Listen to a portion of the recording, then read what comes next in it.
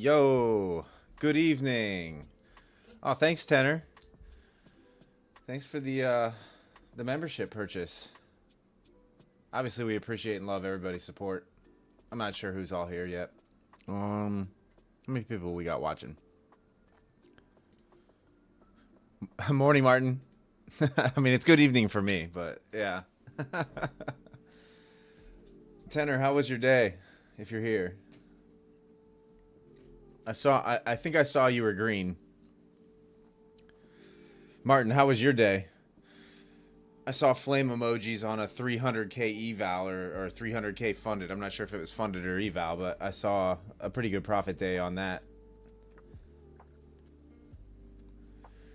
What's up, DCD? Welcome, brother.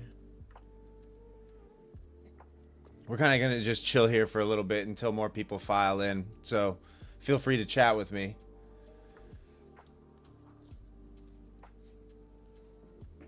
Apex eval? Okay. So you purchased one of the 300Ks. Did they have a deal going on?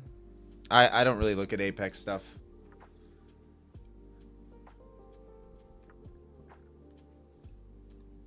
Let's get the microphone away from my mouth a little bit here.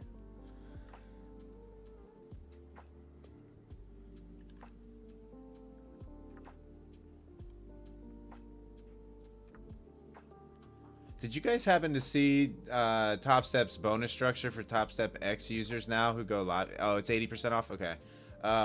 For Top Step X users, when they go live, the bonus structure. I'm curious to what you guys think about it.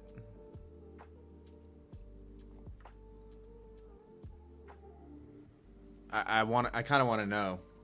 Because I know how I feel about it, right? And I could be wrong with my thought process, but I want to know how you guys feel about it. DCD, I know, yeah, I know you, Oh,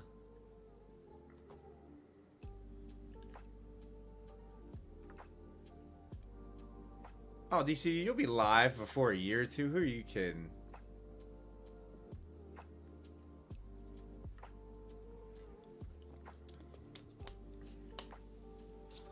Yeah, like, okay, so my initial thought was, oh, that's cool, right? But then why limit it to only Top Step X users? Why not allow all your traders to get in on any kind of bonus structure, right? So they're already basically trying to funnel people into using their platform. Top Step X operates on the Project X platform, which is the the leader that's doing the whole SRO movement, trying to have self-regulation amongst prop firm owners.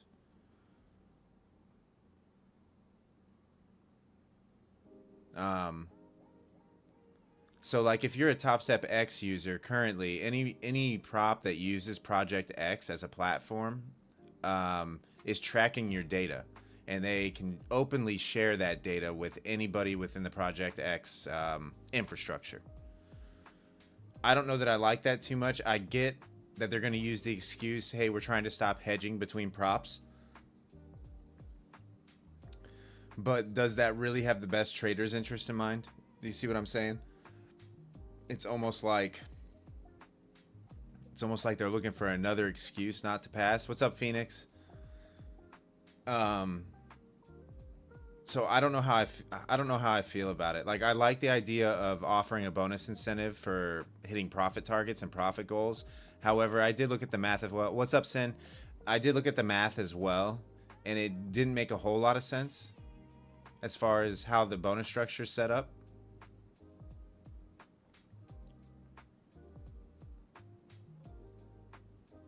And also profits up until tomorrow technically are or wait, no, it's the 8th, I would think.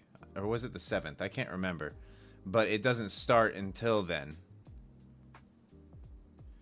Yeah, Phoenix, that's crazy. I did see that news headline. I know we were DMing right before I got on stream, and I saw that news headline. That's crazy. Sending missiles to Pakistan.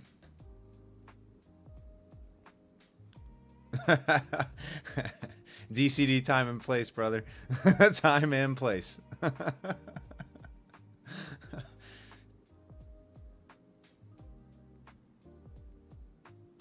That's scary crap. That's scary crap. Phoenix, do you guys have like for your military? Is it mandatory service time? That's what I'm curious of. Like, I don't know how you guys handle your military over there, or if it's like selective service, kind of like it is here. Okay, so it's volunteer, pretty much.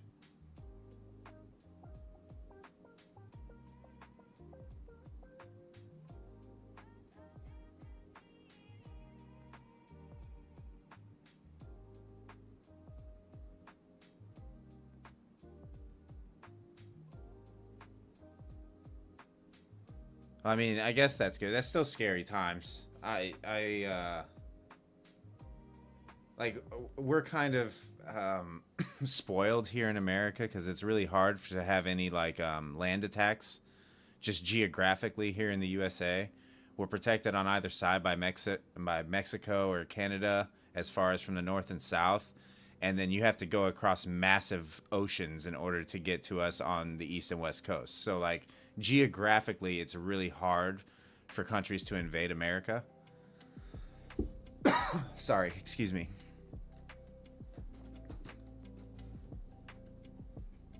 So we're kind of spoiled on that front. Yeah, yeah, which isn't going to happen, Martin.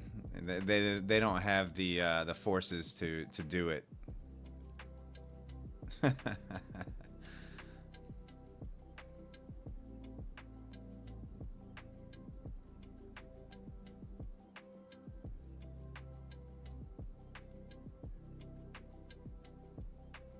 That and our relationship is, I mean, our relationship with Mexico is actually, aside from what you see in the headlines, is pretty good.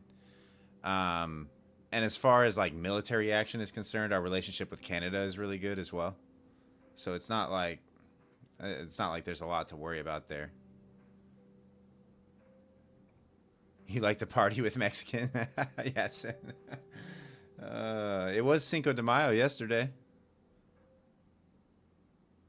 You know what's funny is I've asked Mexicans before if they celebrate Cinco de Mayo, and apparently it's only like a Mexico City thing. So it's not even like a Mexican tradition. It's just in one city in Mexico. But yet us as Americans use it as an excuse to go out and get bombed. Drink as many margaritas and Coronas as you possibly can.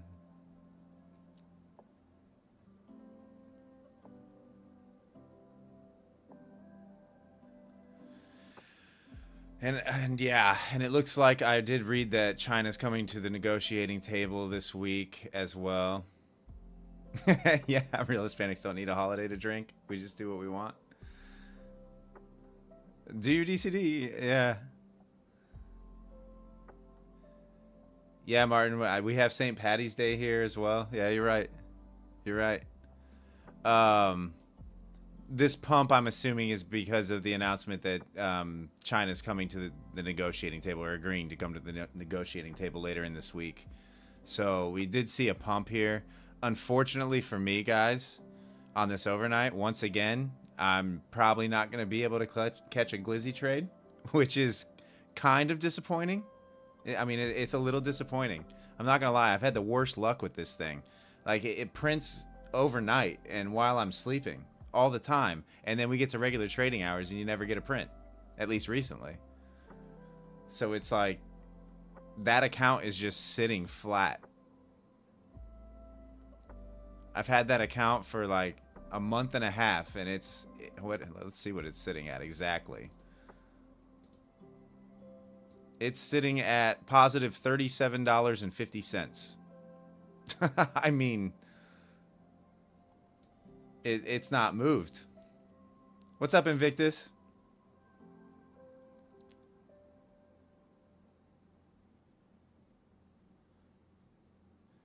No T's? St. Patty's Day?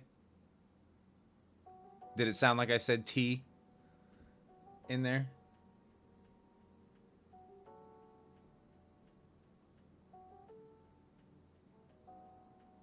Shamanism. Invictus, how was your trading day? It still does? Yeah, I don't know. I don't know. I definitely said D. Patties. I don't know how to. I don't know how to pronounce it any other way. I'm sorry.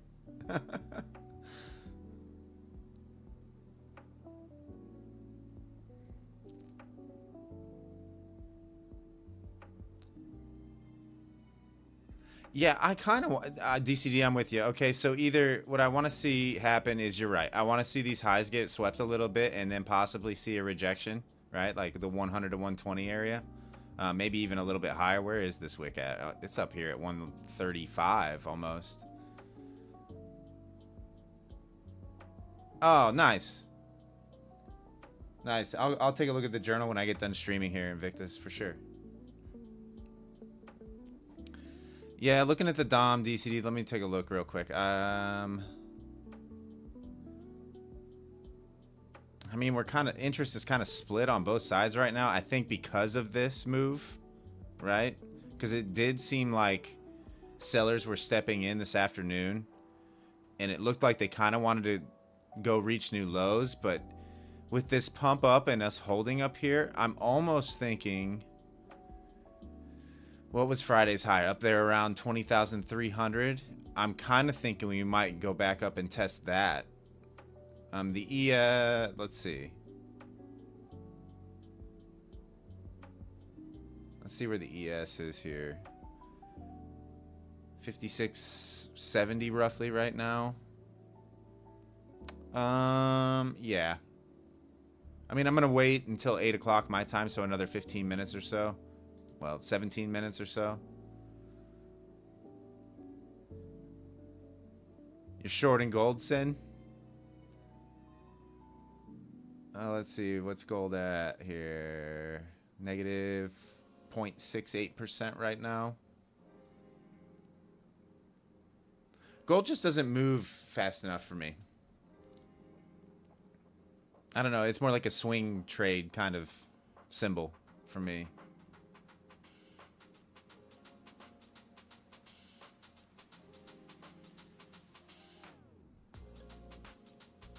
But yeah, looks like we got, I don't even know how many people in here. 13 right now. My day was pretty good today. I had another $2,000 day today. Here, as more people file in, I'll go over what I was seeing this morning. Those of you that have YouTube memberships to my channel and are members of the Discord obviously got a front row seat to what I look for in the morning. Once again, probably for the first time since Good Gains days. But you got a glimpse into what I see pre-market, and then got to watch things play out as well.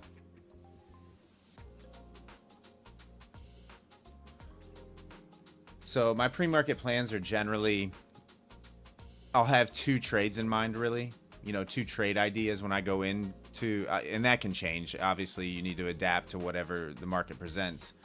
But I usually go into the idea with a key level, you know, a level that I want to see get traded. And then depending on what happens around said key level, I'll have two trade ideas off that key level. And possibly one before it gets to the key level as well. But when we get more people in here, I will show you guys, give you a rundown and do a breakdown of today's trading session and what I took and what I was thinking pre-market. Today's read was fairly easy, I thought. You know, I think DCD you had the same level that as my key level. I'm pretty sure you were looking at it.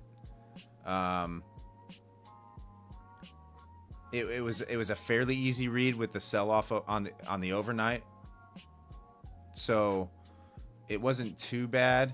It was just a matter of how price acted around there, and it actually set up perfectly. So yeah, you were mid typing it out. Yeah, today was actually a fairly easy read if you were trading the NQ. It was a fairly easy read. At least it was to me, and obviously it was to others as well. You know, I think even Porch called out the same level at one point in time.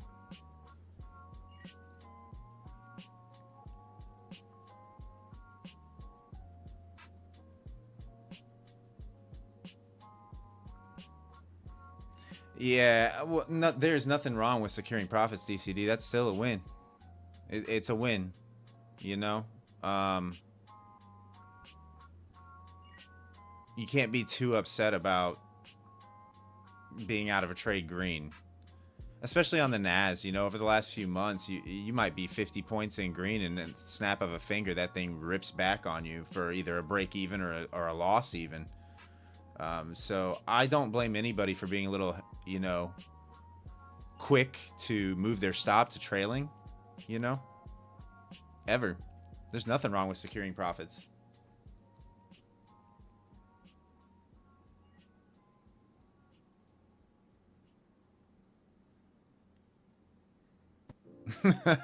you two are outrageous.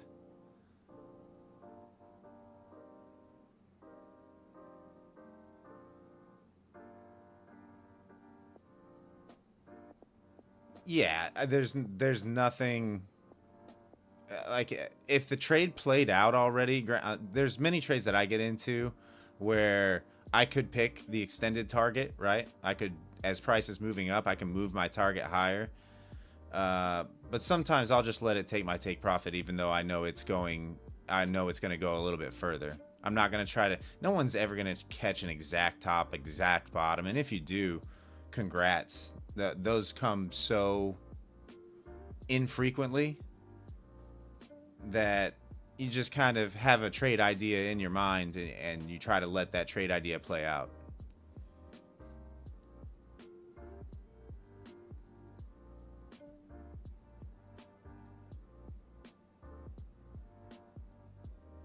I'm not gonna lie, I'm a little disappointed that we're outside of expected range on all the symbols right now.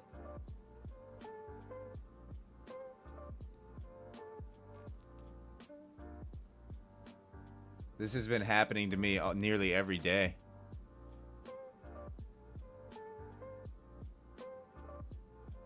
He timed you out for a week? I can't believe you guys take this on multiple discords.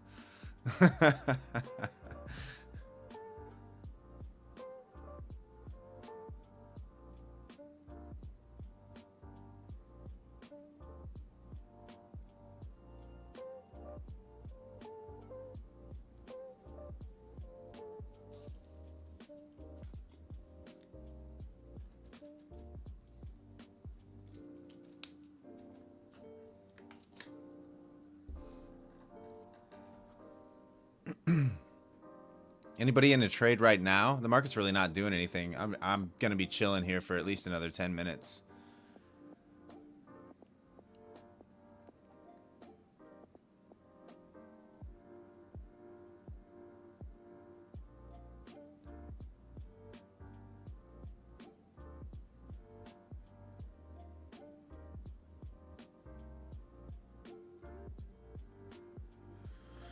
Yeah, DCD, good job.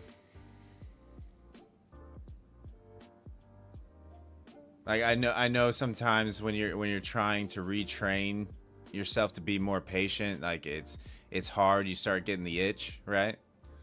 And you want to be in a trade, especially when you see movement happening.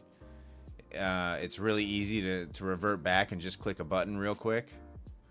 And you might be positively reinforced for it, but I can't tell you the difference that it makes waiting for your setup.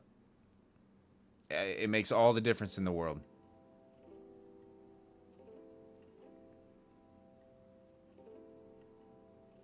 You know, the way that I see things is I'll take the small wins here and there until I hit the one banger, right? And I'll take the paper cuts as well.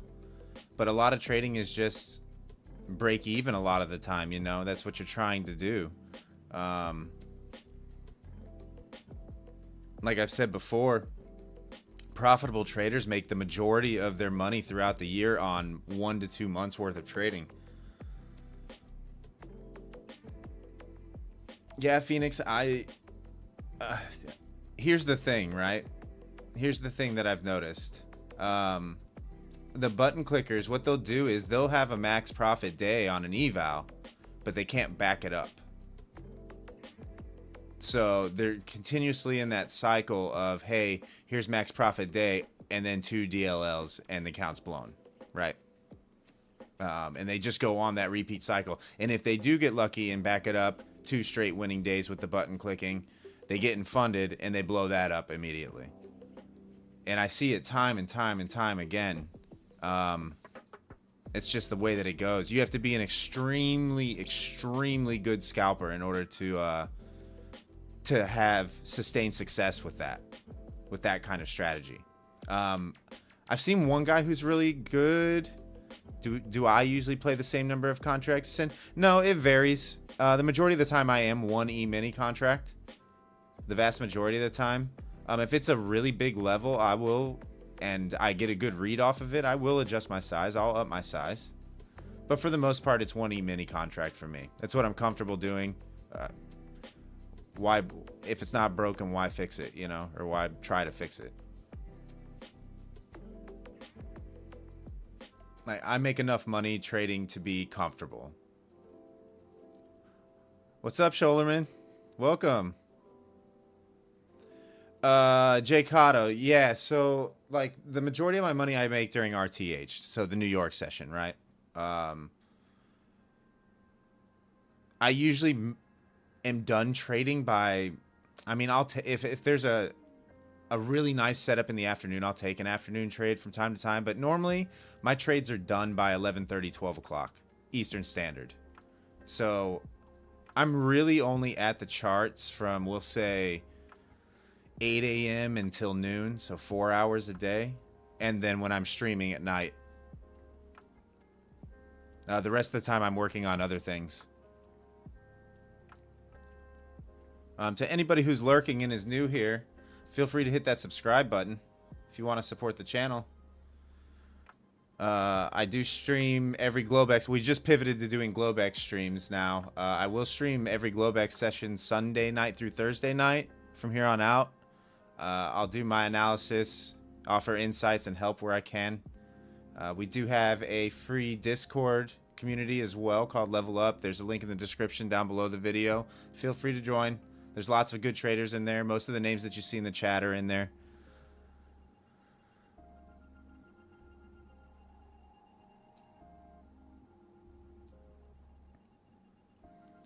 But yes, Jay Cotto, I definitely prefer RTH. You get a little more movement. And because of my trading strategy, because I'm a support and resistance trader, I don't mind volatility. You never claim to be good. No, there's good traders. There's good traders in there, Martin. You're one of them. I think a lot of you guys just still get the itch, so to speak. You know? You get the itch. Over trading is still an issue. Let's put it that way. I'm guilty of it from time to time as well. I'm not blameless. So don't feel alone. It happens to me even. I fully owned up to an $11,000 lost day a couple months ago. So it happens to all of us.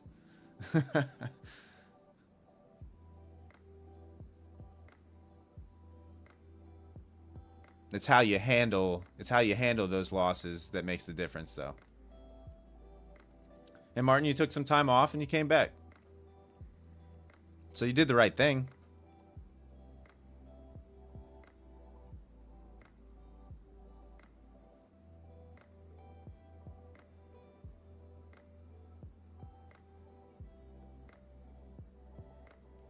Phoenix thinking of taking today off. So with tomorrow, yeah, so I guess it is today your time. But yeah, tomorrow for us is FOMC. Generally what you see on FOMC is a lot of lackluster movement in the morning session, you know, in preparation. I mean, there will be movement, but it's not going to be probably high volatility. Like institutional money is going to be positioning themselves. And especially with the news headlines that have come out lately, I'm not really expecting any decrease in interest rate or increase for that matter. I'm pretty sure that it's going to be unchanged. So it's going to come in line. So I'm actually expecting the market to act positively to it initially. Oh, yeah. You don't care about... Hey, that's right. Your worst day of the week is Wednesday, right? I forgot about that.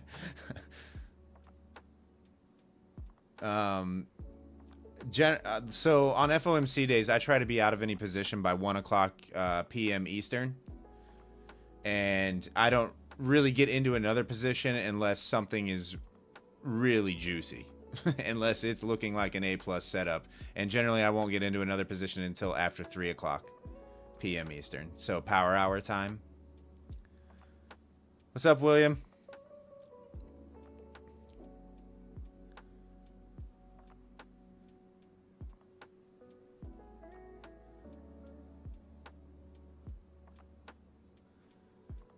All right, we're coming up on 8 o'clock here. Let's see what happens at the turn of the hour. I'd kind of like to see a little retracement of this pump. Maybe fill in some of this volume back into here. Maybe down into, what are we looking at here? 19,980-ish? 75-ish? I'd like to see at least this get tested. It's going to be really hard to hop on a long up here.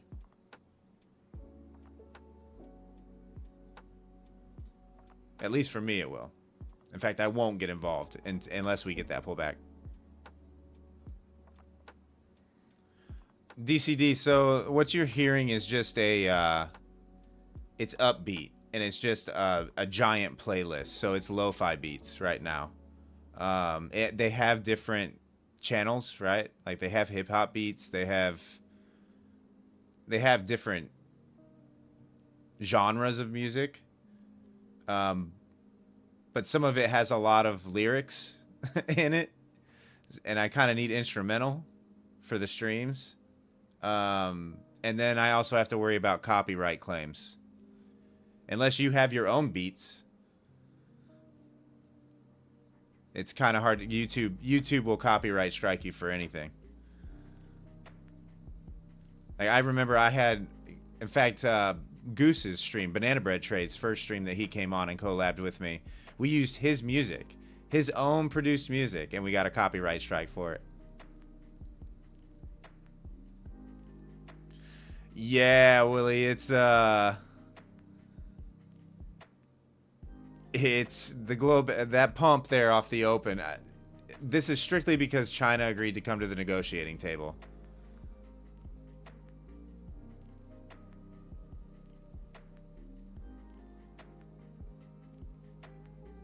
Yeah. Banana Bread Trade's own tracks got copyright struck. I'm not even joking. Not even joking. We had to cut out segments where there was copyright infringement on his stream on the channel. They'll get you for anything. They can. They will demonetize as quickly as they possibly can for anything. Which is why I try not to swear a whole lot. I mean, I don't swear a whole lot in real life anyway, but definitely not on live streams.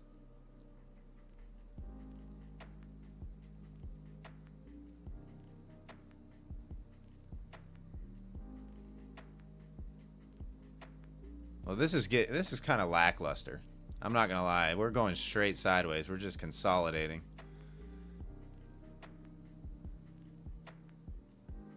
Yeah, Willie, they copyrighted Goose. Well, they didn't copyright Goose. They copyrighted us. I don't know what it was. I don't know if he's got another track on there because when I'm streaming, I don't hear any music, right? Like you guys are the only ones that can hear it. I don't have, unless I put the headphones on, which obviously I prefer not to have the headphones in. I don't hear anything. I'm sitting in a quiet room. I hear silence. So I don't even hear what you guys hear technically. But yeah, when Goose was on and I played his music, they definitely gave me a copyright strike for it.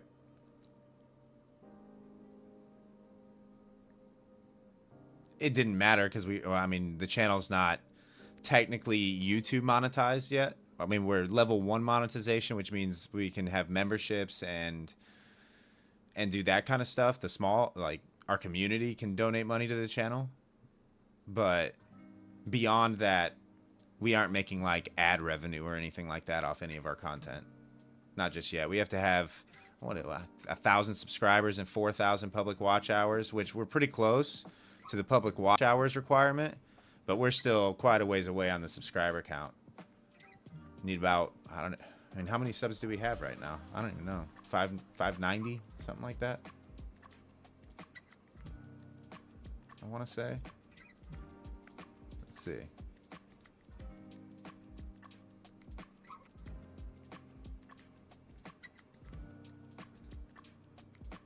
We're at 593.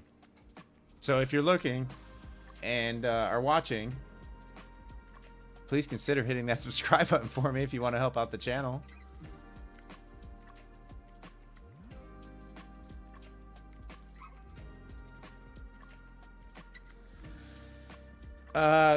Commission for each, so it depends on your broker, Sin. I'm with EdgeClear and it's like I want to say 260 or 270 full round trip.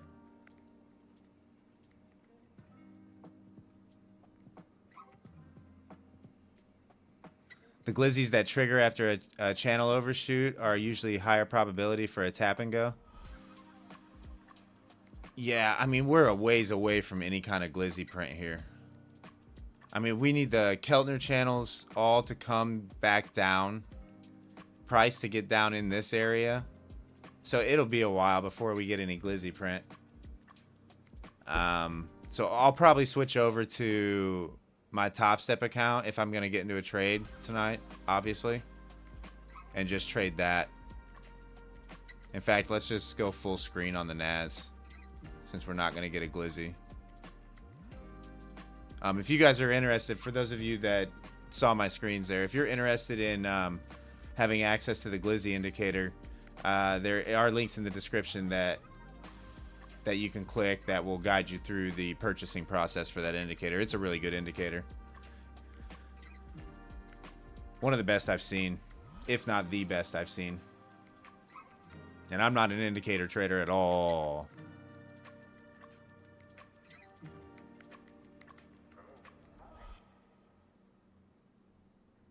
But yeah, Willie Goose did an amazing job. Amazing job basically coding his strategy, the way that he trades, into an indicator. Yeah, I agree, Willie. I agree. All hail the glizzy. You know what's funny? My nephew texted me. My nephew texted me last week and goes, what's up, Dave? He goes, so what's the glizzy series? Right? I didn't even know he watched my YouTube channel or like tuned in at all. And he's a teenager. And I was like, well, it's a trading indicator that I use for one of my accounts. And then he goes, kind of an unfortunate name, right? I was like, what do you mean an unfortunate name? He goes, you know what a glizzy is, right? I was like, yes. Do you know what a glizzy is? And he obviously thinks something immature that I can't say on YouTube. And I was like, no, it's a hot dog. And he goes, oh man, what an unfortunate name your friend has picked for that indicator. And I go, your generation needs to grow up. He goes, probably.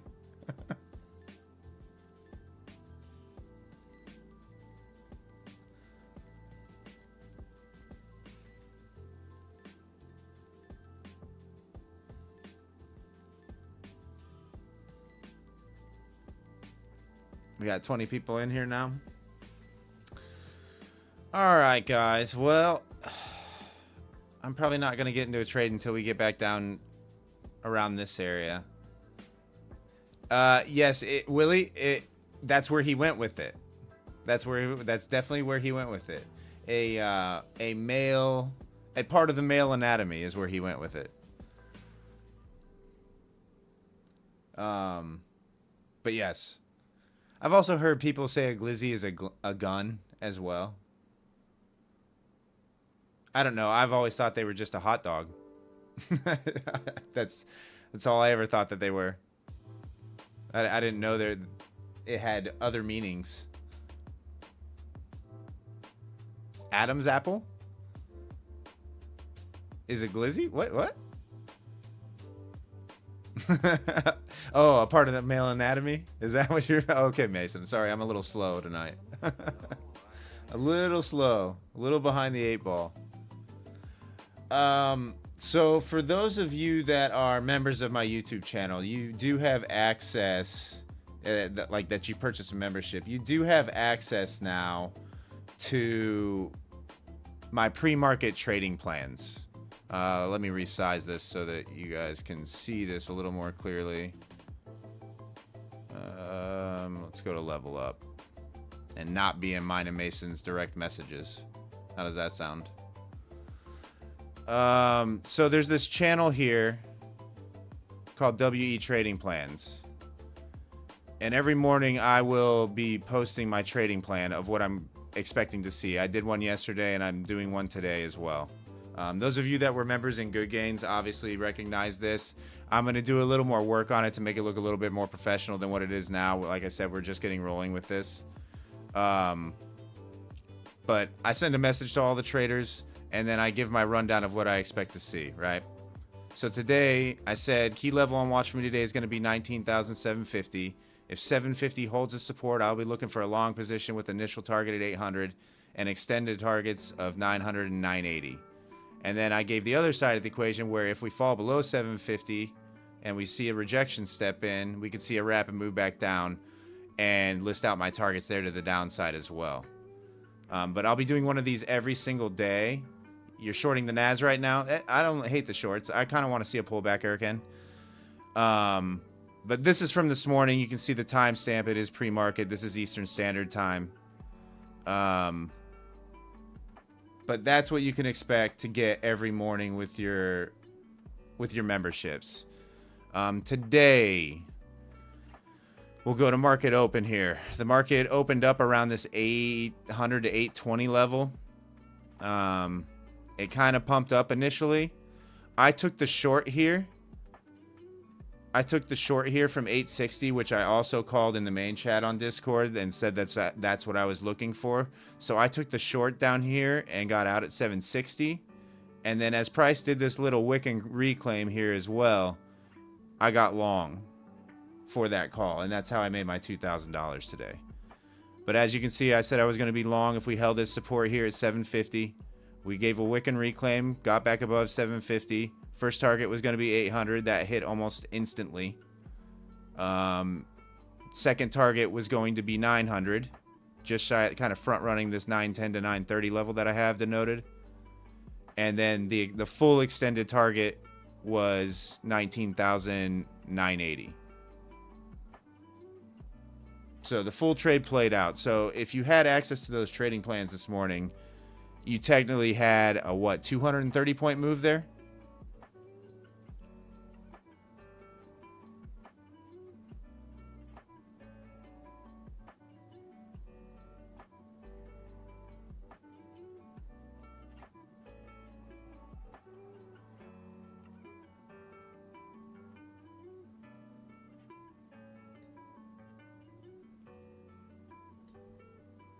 I mean, that's, I don't know, $5 a month for,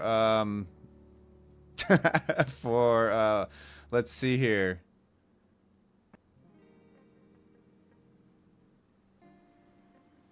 What is that, $4,600 move? I think the $5 is worth it, if you ask me. That just paid for like multiple years if you took that trade. Yeah, Mason, crazy profit if you wrote it all the way up.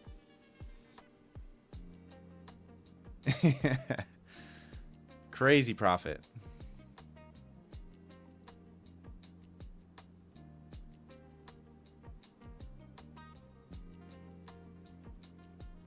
But yeah, those of you that are tuning in that aren't subscribed yet, please hit it. Please consider hitting that subscribe button.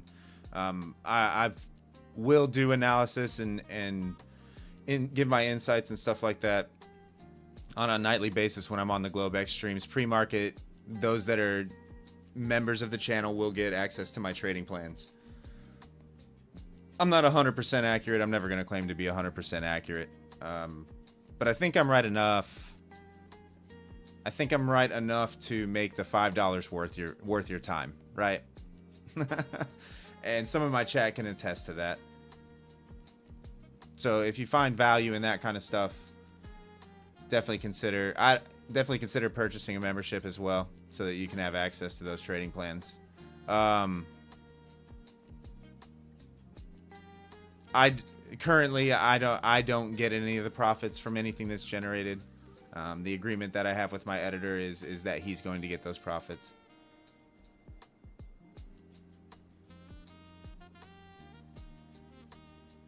You'll make $5 worth of your time.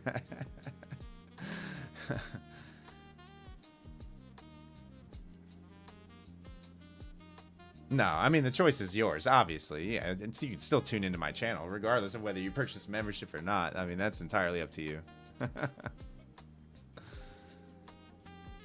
But yeah, today probably couldn't have been a better day for it to be the first day of that to go live. I'll say that. I'll say that. They're not always going to be that accurate. You never know what news headline's going to drop throughout the day and change everything.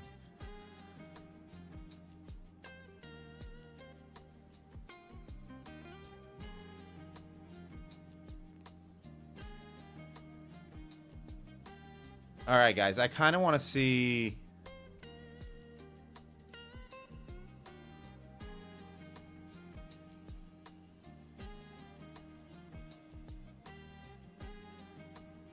kind of want to see this get back below 20K. Chris, here, I'll bring it back over so you can see it with timestamp and everything.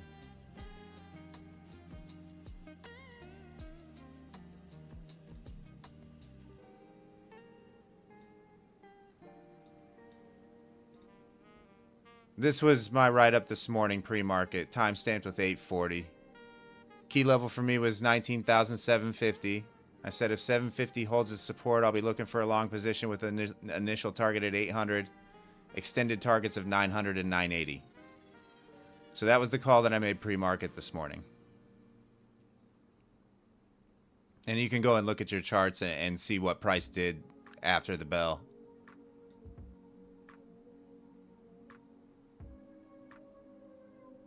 But I'm a levels trader. I'm a support and resistance trader. That's the only strategy that I've found that works for me.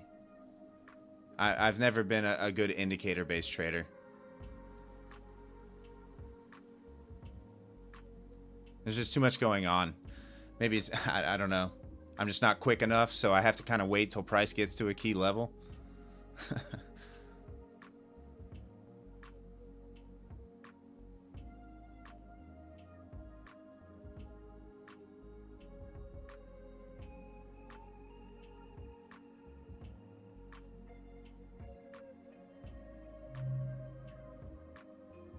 Nice, thanks for the sub. Appreciate you. Those of you that are new here, there is a link to our free Discord, our free trading Discord in the description down below the video as well. So feel free to join. Feel free to join.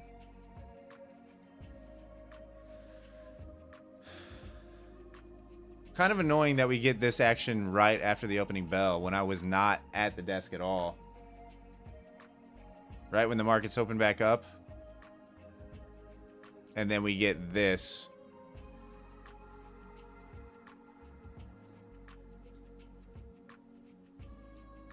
When I go live. It's like, I mean, I like the short side, but we're kind of right in a support zone for me. So I don't want to, especially with this wicking back up, I would kind of want to see it back above, holding above this pivot for a move back up into like 120-ish. Maybe even 100 here. Otherwise, I kind of want to see price come down here and see if we can get a quick sweep of this low wick here. And a reclaim back above, say, 20,010. And then I might try the long. But I got to see it sweep below 20K first before I get involved.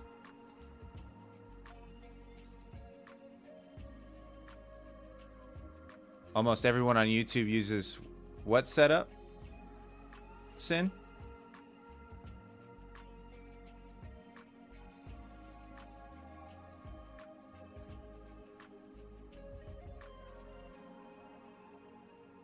Like a support and resistance setup?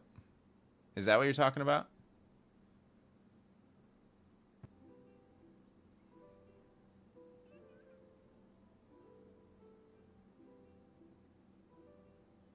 Oh, my chart setup? Oh, as far as having the US indexes up? Yeah, that's because the majority of YouTubers do trade futures, right? They trade futures contracts because they're highly leveraged and you can make a lot of money really fast. You can also lose a lot of money really fast. So yeah, you'll basically see the same kind of setup on stream. I do have other stuff on my other monitors for my chart setup. You know, I have my heat map or book map, the DOM. This is my depth of market for the NAS as well. And then I have higher time frame charts on another monitor too. But for streaming purposes, especially when you're day trading and trying to scalp, you really just want really low time frame charts, like nothing more than a 5-minute. So I understand why they have it the way that they have it.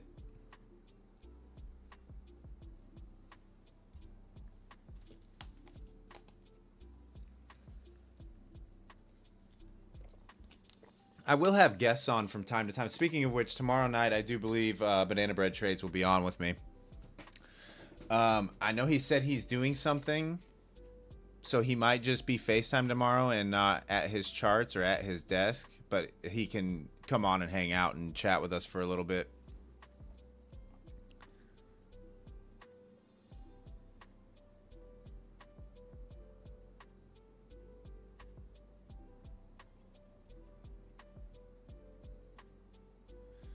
You like the MACD?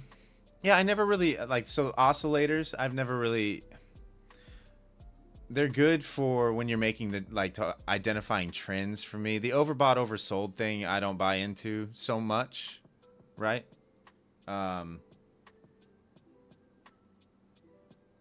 Because I've definitely seen price go overbought and continue to go further overbought for hundreds of points. Same thing to the downside. That I've definitely seen it oversold and continue to go oversold for hundreds of points as well. But I think they do give you a good indication of what direction you should be trading in, right?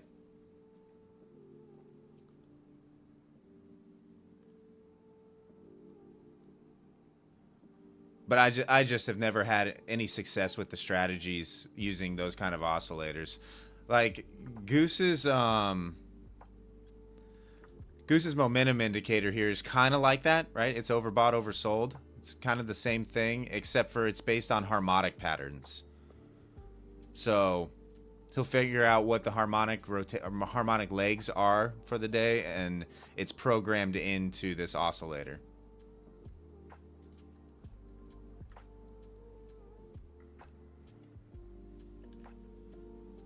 But you need everything to line up perfectly in order to get a print even with his.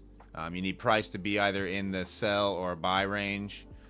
You need price to be either touching or outside of the Keltner channel outer bands. And you need the oscillator to be overbought or oversold at the same time in order for it to even give a signal. So a lot of things need to line up. Conditions need to be ideal. I know they caught a good trade last night after I went to sleep.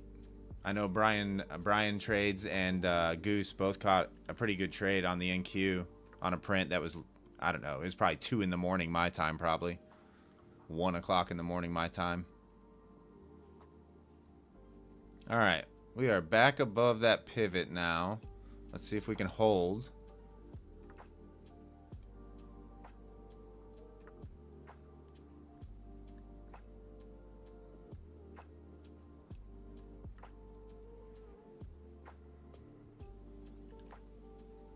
I am watching price here, guys.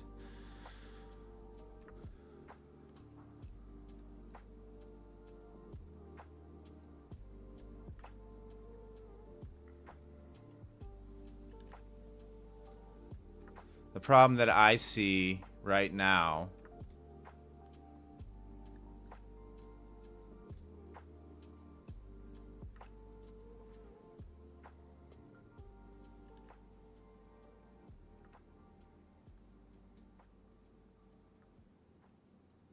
is on the DOM. We definitely have some volume down here that they could be coming to hunt out before we get the move back up to Friday's highs. But there is a lot of volume up here too. So I'm kind of split right now. I think in order to get short, the logical play would be to wait to see if we get the break and retest at 20,010 here for the short back down, if we can't get back above 20,010. Otherwise, if we hold this 20,030 area, I'm leaning long side and that we go up into 100, 120, somewhere in here.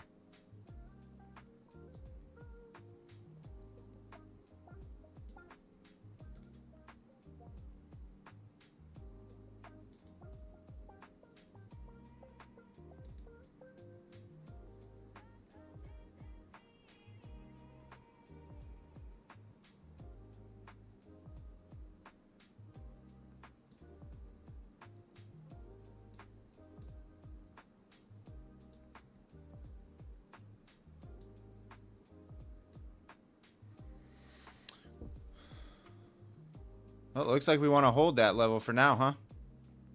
What's up, Kev? Erkin, do you trade the Nikkei? Or do you just monitor it on these PM sessions?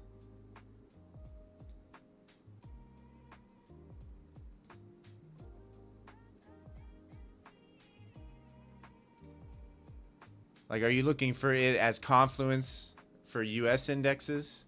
I've never looked at the Nikkei, so I don't know how it trades. I don't know how it moves.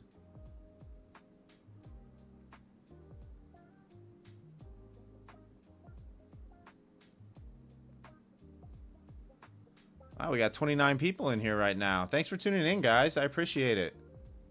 Thanks for hanging out.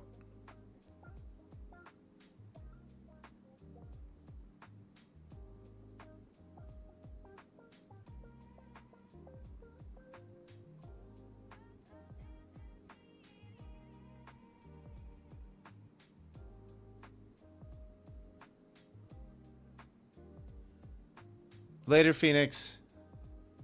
Get some rest, brother.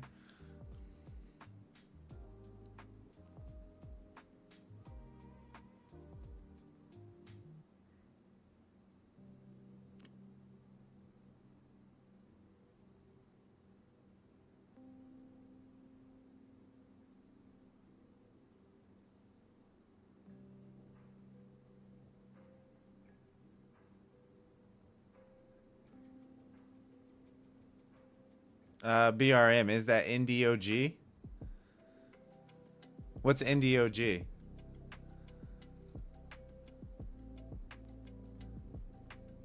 Okay, so you're Erkin, you're looking for it to line up with NQ. Okay, does it move in tandem with NQ, kind of like ES does? Like, are they generally moving in the same direction?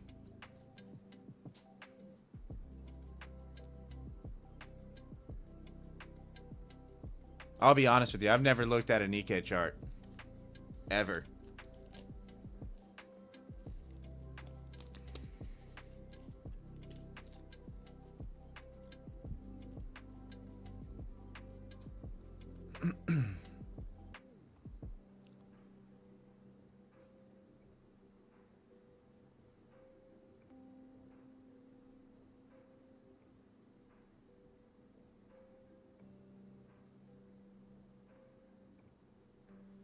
I should look at Nikkei.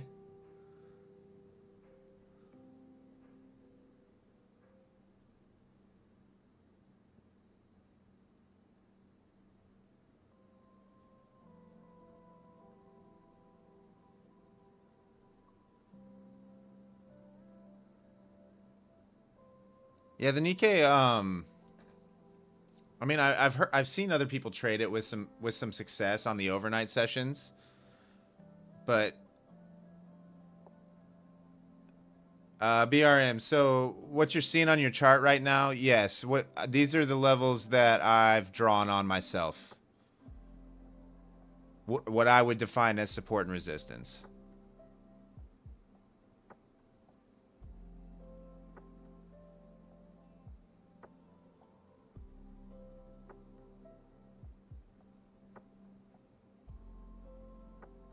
I'm a support and resistance trader. That's what I am. I look at higher time frames, try to find where price is tested a lot. Try to see how price reacts when we visit those areas and execute off those areas and those areas alone. But that's my main strat. The two setups that I look for in candle structure are wick and reclaims, like kind of what you see here for the long position, and break and retests. So like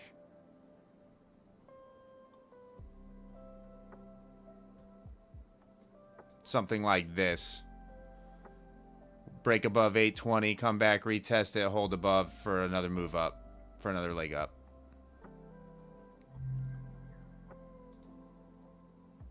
Am I making money with it? Chat, I'll let you answer that for me. Those that have known me for a little while. Yeah, I'm okay.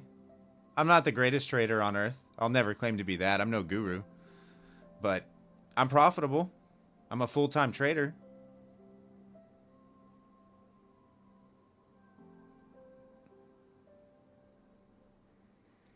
MJ Trades. So I'm on Quant Tower. This is Quant Tower trading platform, right? So when I have all my charts up, I have the 4 US indexes, right? So I have NQ in your upper left, ES in your upper right, YM on the bottom left, and RTY on the bottom right.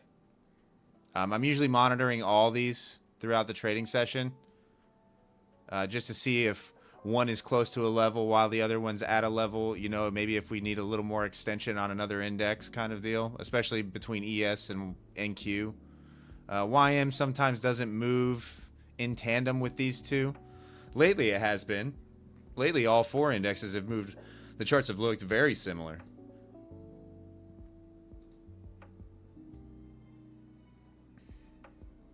But I pretty much. Oh, nice, Erkin.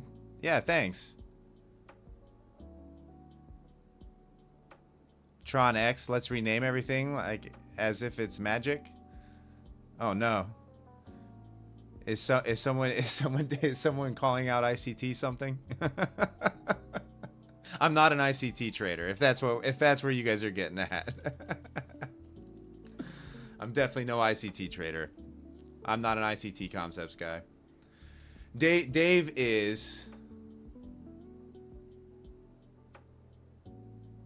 Oh gosh, Dave, what's a BPR?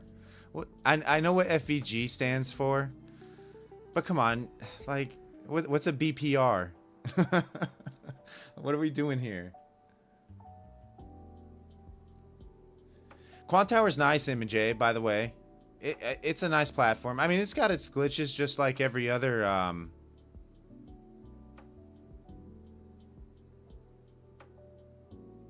yeah, 2022 model superior Scorpion.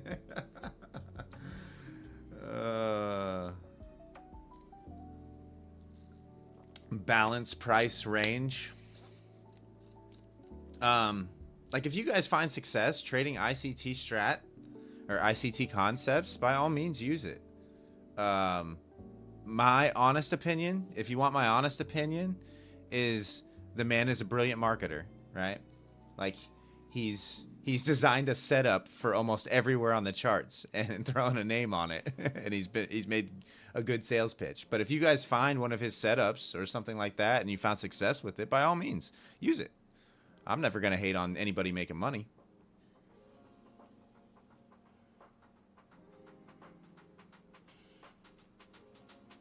No, those guys that I've been trading with for a while, no, I'm a pretty simplified trader. I have to keep it pretty simple. It's what my brain registers and recognizes. So I trade support and resistance levels. I look at where price is tested a lot in the past and take note of those areas, and then look for price action and, you know, what the DOM is showing me. Order flow, so to speak.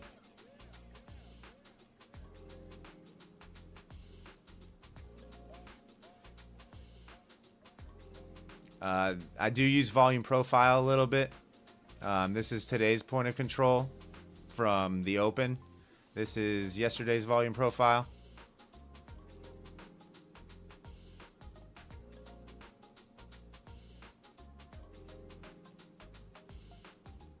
You're on Thinkorswim, Sin?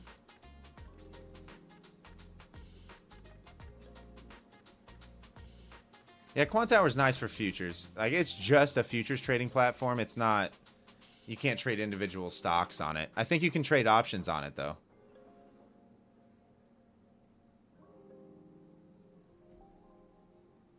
But I strictly use it for futures trading.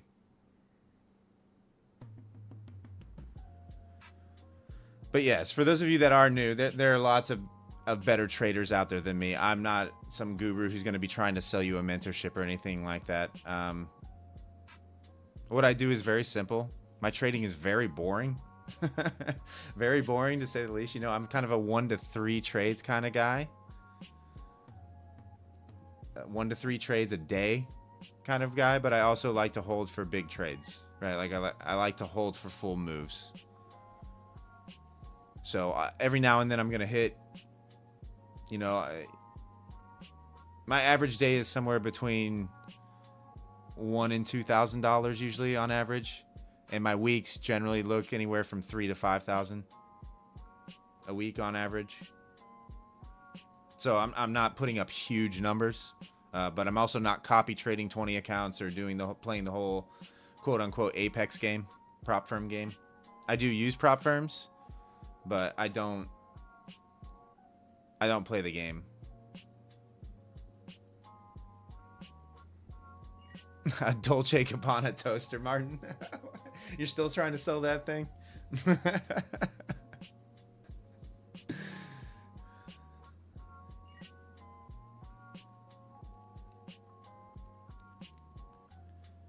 Megamind, how many accounts do I trade on? So I've got my personal, which I have with EdgeClear, Dorman Trading. I have a Top Step account, and I have a Take Profit Trader account. So I have 3 accounts.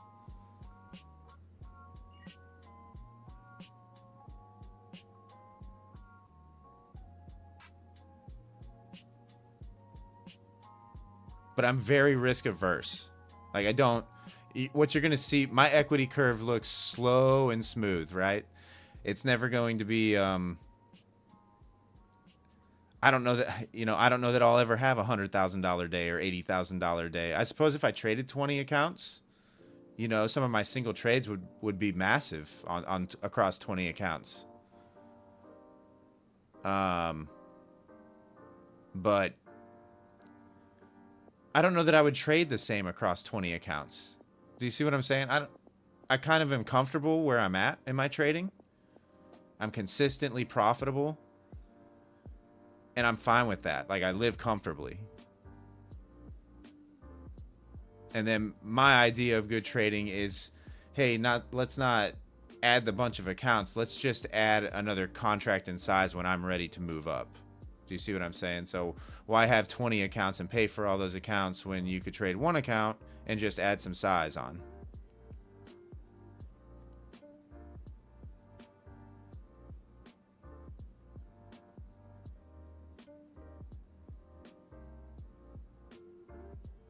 But anymore, honestly, they aren't going to... Like, these prop firms are starting to push people to live pretty quick. Megamind, yes, the Top Step is a live account.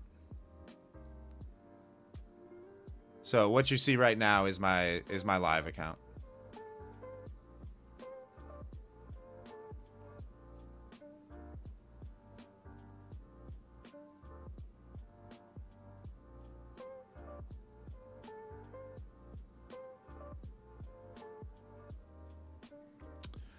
So MJ, yes. So, okay, when I started trading, I've said this before on the live streams too, but I know a lot of you guys are new here. And since you are new here, if you're lurking, consider hitting that subscribe button once again. I know I've said it a bunch, but it would really help out the channel if you want to support the channel. So yes, I have had to adjust my trading style, right? MJ, when I started trading, it was shortly after COVID. And it was fairly easy trading because it was just a major bull market. So you basically just waited for a pullback into support and get long. So it was a little bit different than what you're trading now. I started at a really good time to start trading. and that was good and bad, right? Like, so it allowed me to build an account balance relatively quickly. But because it was such a long bull run, it kind of gave me this false sense of security in my system. And then when the volatility hit over the last year or so, well, even some in 2022 was a bear year, but for the most part, it was still a major bull run, right? Over that time period. So over the last year, I've definitely had to accept more losses than I did initially. I definitely experienced more losing trades. Not that I was negative on my overall trading. I was still positive on my overall trading and still making money, but I wasn't making as much as I was in the beginning, right? So yes, I have had to adjust to shooting for smaller targets and high volatility and just accepting the 20 points where I can get it kind of deal on the NAS.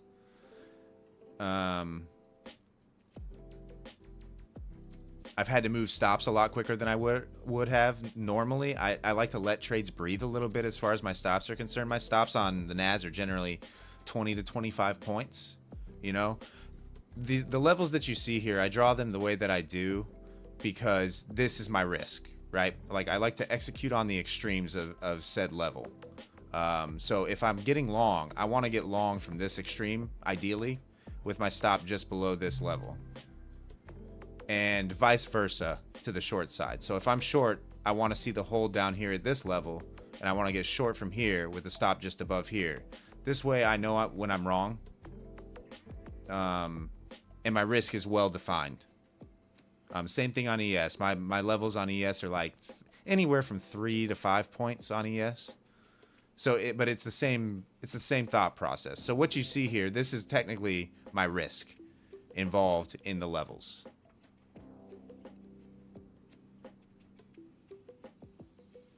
Yeah, Tron. It's very strategic. Like I said, my brain just doesn't process information as quickly as sums, and I needed to find a way, if I was going to succeed in this thing, to simplify things and make things really easy for me to read. And this was the best way that I could come up with. You know, my risk is visual. It's easily defined. My targets are easily defined. And I mean, generally in between my levels, what is this? This is 930 to 20,010, 90 points. I mean, are you going to take a 90-point trade? And I usually just target level to level. Now, granted, this one went through 3 levels, and I was able to call these 3 levels pre-market today. But it's not like that every day. You know, I generally have a pretty good read on the market pre-market. I can kind of feel what's going on, and can generally call out one side or the other for the move, or at least the morning move, the immediate move. And it's in my game plan, but I still don't execute on it every time. Let's face it, I'm not perfect, you know. I miss out on a lot of trades because I'm so patient with it. Rather annoyingly at times, admittedly. I mean, I can't tell you if I just traded my pre-market trading plan every day, how great my life would be. I mean, I'm a better analyst than I am a trader. Let's put it that way.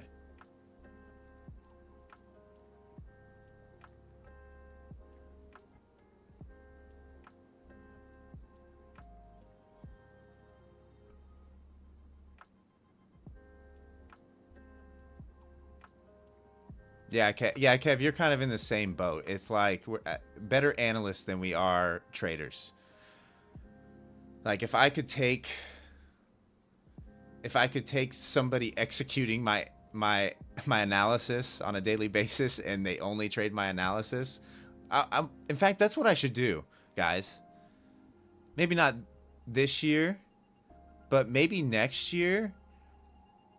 Maybe I start another prop account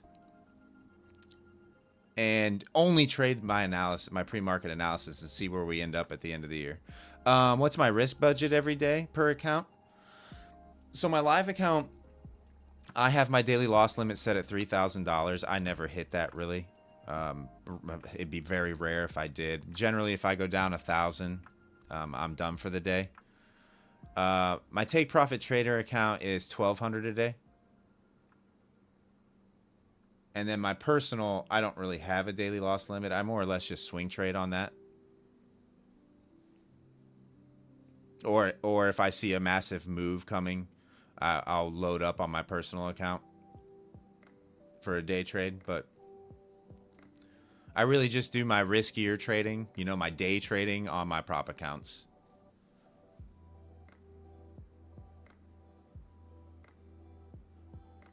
Dave, you'll absolutely execute. I mean, Dave, am I wrong here though? Like, I bet if somebody just traded what I say in my analysis throughout the year, right? I wonder how profitable they would be. Like, I wonder how profitable that account would be. I'm actually curious, because I definitely am guilty of not sticking to my trading plan and suffering for it.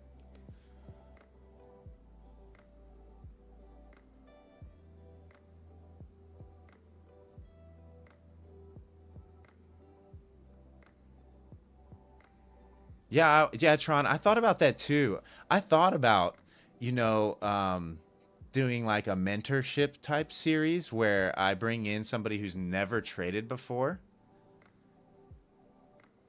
and you know, for like 2 months, and just tell them where to click buy and sell, and then just to do it blindly without them knowing anything about trading at all, and to see where that account sits after a few months. You know. It would be interesting. Because trading's very difficult, right? Like, we feel emotions throughout the day. We try to block it out. We try to be very robotic and mechanical with our trading, because that's what successful trading looks like. It's when emotions get involved. Chris, you'll do it? Yeah. It's when emotions get involved. I'm from Michigan. I lived in Michigan. I went to Michigan State, but I lived in Michigan during like my high school years. But yes, if you're seeing the Lions shirt, yes, I'm a Detroit pro sports fan, for sure. I'm a Detroit Tigers, Detroit Lions, Detroit Pistons, Red Wings. Those are my teams.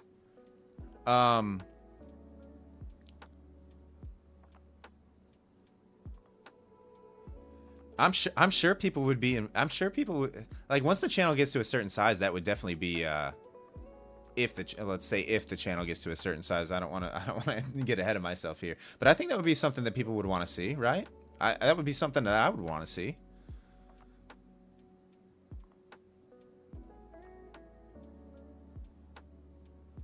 But yeah, they would have to execute what I tell them to execute, for sure. But like I said, I lay out what I'm looking for every pre-market. I do pre-market analysis every morning, you know, an hour before the market even opens.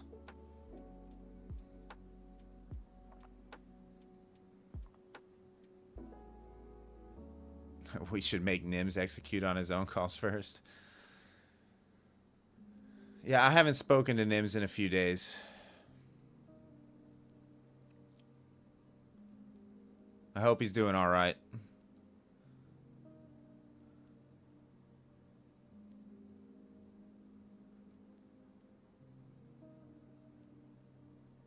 Good stream tonight, guys. Thanks for being engaged in the chat. Vibes are definitely high once again. These Globex streams have made a huge difference in my channel. I'm not gonna lie. Like, it's crazy the difference between gold is collapsing. Are you still short, Sin? I mean, it makes sense. The market's going up right now. Which, by the way, DCD, did you take that long? Are you still here, or did you leave? I know you said you're waiting for 100. Yeah, the Globex movement has been a lot smoother, a lot nicer, actually. Globex has been a nice change of pace too, because I don't feel. Oh, nice, Chris. Thanks, brother. Appreciate you. I don't feel the pressure of being in a trade like I do during RTH, right? You guys are far more engaged with my chat now than my chat ever was during RTH, because traders trade during regular trading hours, right? Like, they're paying attention to the charts. They aren't paying attention to me talking into a microphone. Secondly, I'm not competing with guys that have 100,000, 200,000, 300,000 subscribers for attention, you know? There's very few like really good traders that do RTH. It's because there's nobody else on. I'm all you got. Yeah, exactly. I'm filling a niche, right? I'm filling that niche. So for those of you who don't know who I am, I'm Wes. Nice to meet you. And I came from the oh, nice Futures Freddy. Welcome, brother. Yeah, definitely hit that subscribe button. I'm on Globex every night now. For the most part. Me and my followers, evening Sarith, me and my followers pretty much came from the Trades by Matt Good Gains Discord, right? We're kind of from that family tree, so to speak.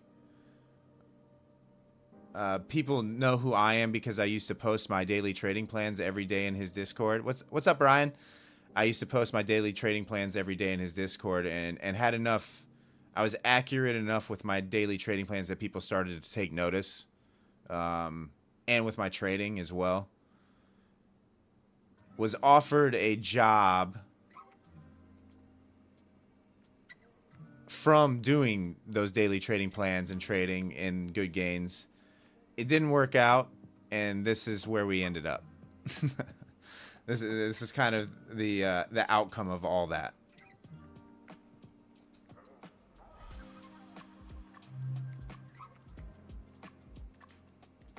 Nice. Thanks for the sub, Willie. Appreciate you.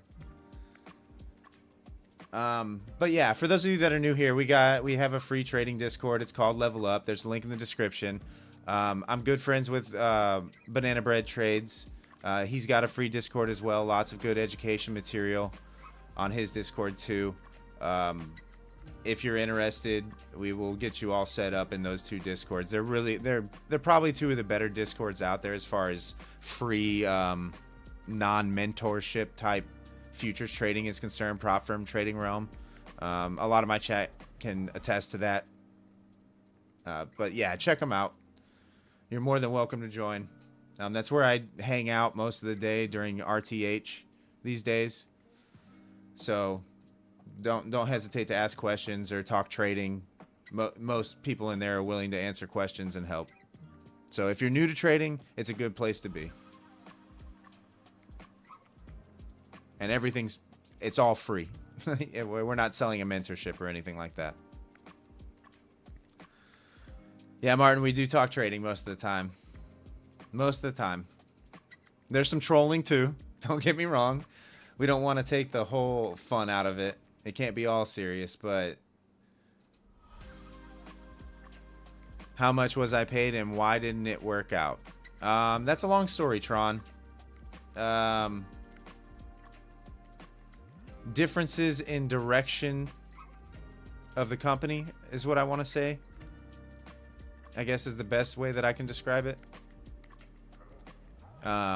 It just didn't work. It just didn't work. We'll put it that way. Except for Martin. He tries to sell stuff he bought on Temu for crazy markups. Oh, man.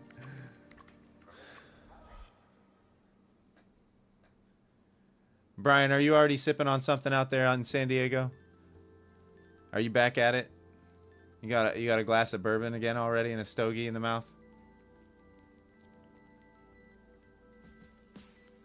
Jacuzzis, stogies, and trading?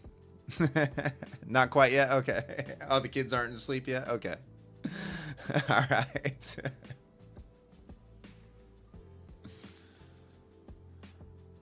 That's funny. That's funny. Yeah, Brian, congrats on the trade last night. I did get your tag when I woke up this morning. I definitely was not awake anymore. I was definitely fast asleep when that thing went off. I guess I'm turning into an old man. I tell you what, guys, it's hard for me to stay up anywhere past midnight anymore.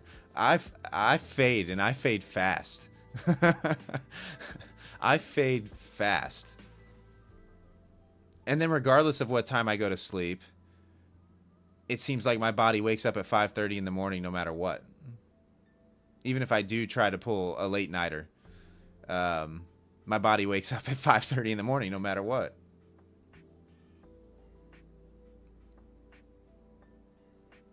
Tell me, do you guys have the same problem that I do where you wish the mind had a shut-off switch and you could just turn it off?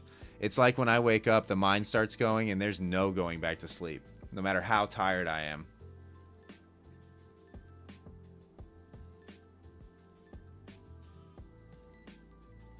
It just starts churning and churning and churning, and then I become annoyed that I can't fall back asleep even though I'm tired.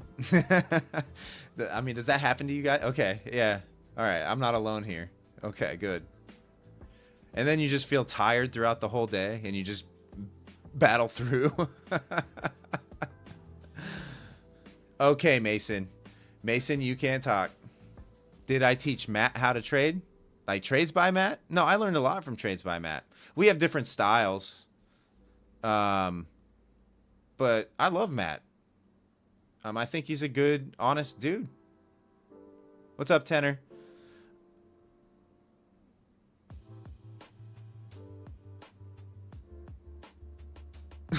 Dave, your dog is killing snakes again. Kind of wish he wouldn't. They're garter snakes and keep the mice down. Reduce the coffee. Sarith, I only have 1 cup of coffee in the morning, and that's because if I don't, tell me if this affects you guys as well. I want to say my body has developed an addiction to caffeine, and if I don't have at least a cup of coffee in the morning, I will get migraines, headaches, massive headaches early in the afternoon. Massive headaches. Like throw up inducing pain headaches. It's awful. Absolutely awful.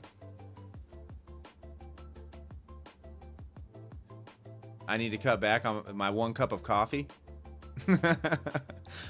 That's all the caffeine that I drink. I don't drink soda or anything like that. Or that. I do have my contacts in most of the time, Martin, though. Like right now I got my contacts in.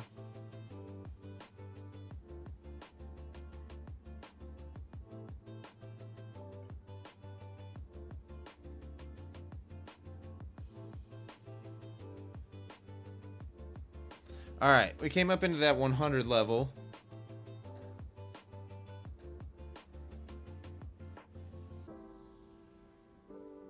Oh, Mr. Knifeart. Go, That's a nice name, by the way. It's a nice name.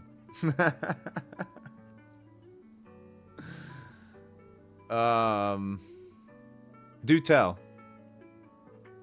I'm interested now.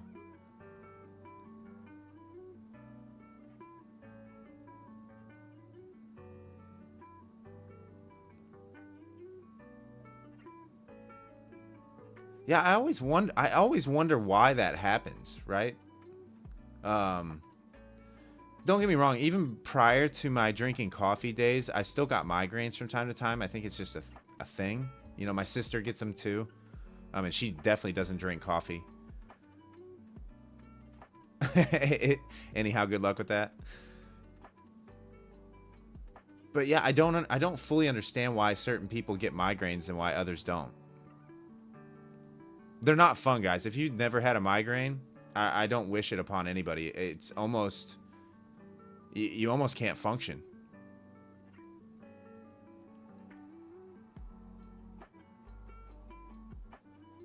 Nice, Stenix. Welcome. Yeah, to those of you that are tuning in for the first time, definitely hit that subscribe button. I mean, I appreciate the support and love. I like hanging out with y'all. It's a good time.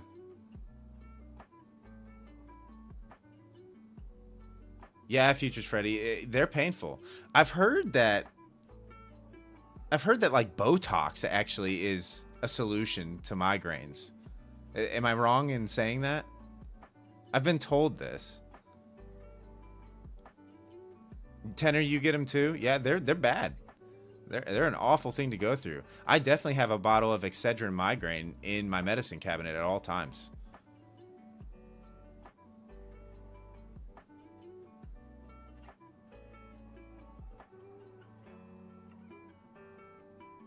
Oh, Tron, that's interesting.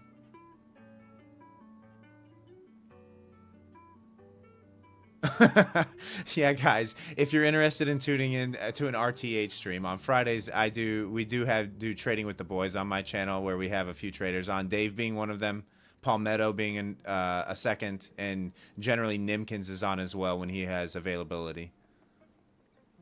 The solution: infinitely more caffeine. You're the kind that doesn't get the cold, you get the flu, doesn't get headaches but gets migraines. Yeah, migraines are the worst. Because you can't do anything. Like, you can't sleep. The pain is so bad. You can't function. You literally can't function.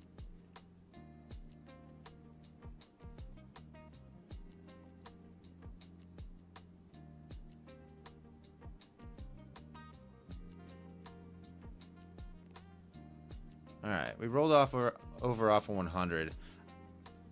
If we fall below 80 here, I'm not opposed to a short. Quick scalp down into 60, back into this high volume. But we're going to have to get back below 80 first.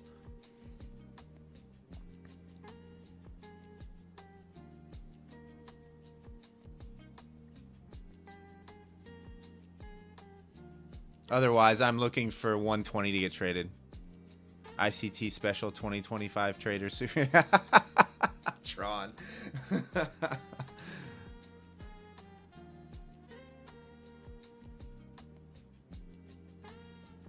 Yeah, yeah, Stanix. I didn't get to my desk until probably 6:45 my time. So I definitely missed this move. I definitely missed.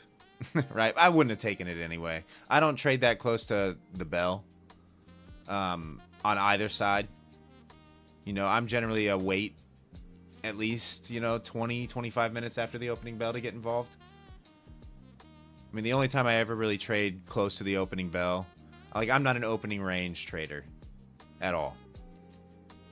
I prefer to let things play out, I prefer the market to come to me rather than trying to chase the market. Let's put it that way.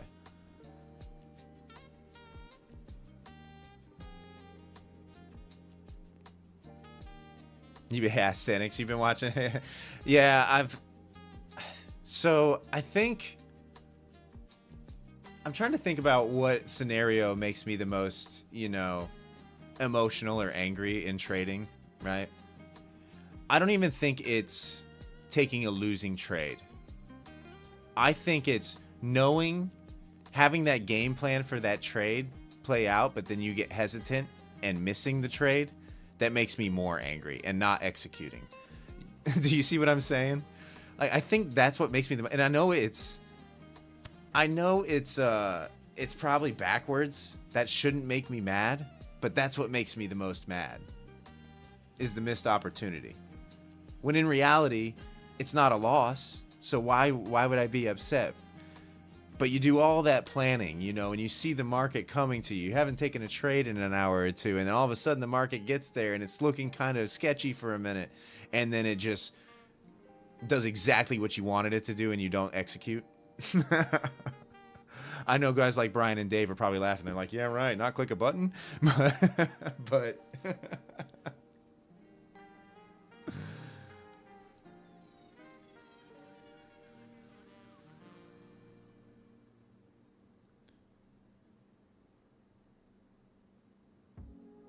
so you're saying my brain is programmed that if I don't have the cup of coffee, it says, hey, guy, go drink coffee?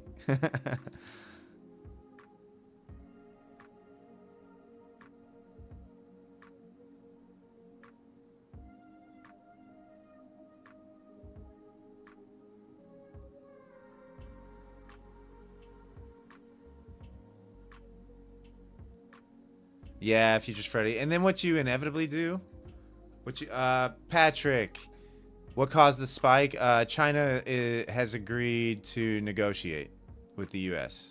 That's what caused the spike. It's a news headline. Here, I'll pull up Financial Juice for you so you can see.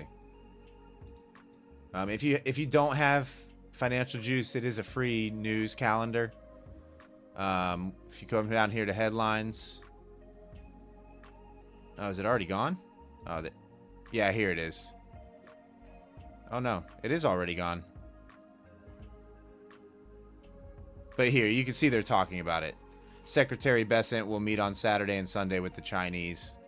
So it's all in the news headlines. China's finally agreed to come to the negotiating table with the U.S. So that's why you saw the pump.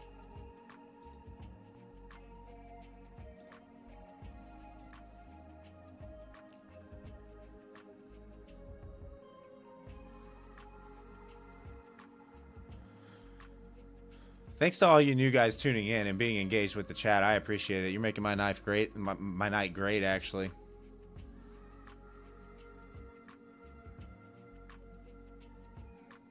Oh, Patrick, yeah, you're probably right. You're probably right. I'm sure they have been here for a while, right? Like, our two countries kind of need each other.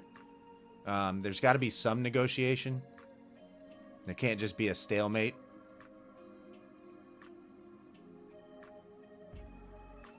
So I mean, they've been in talks ever since, for sure.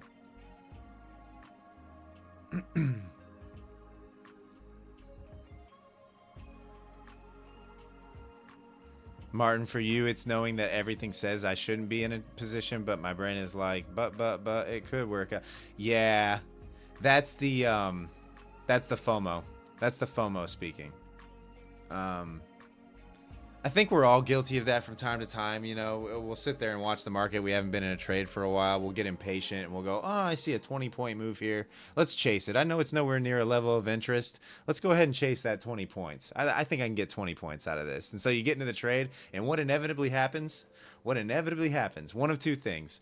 The trade gets really close to your take profit and then comes back and takes you out break even, or you get smacked immediately for a loss.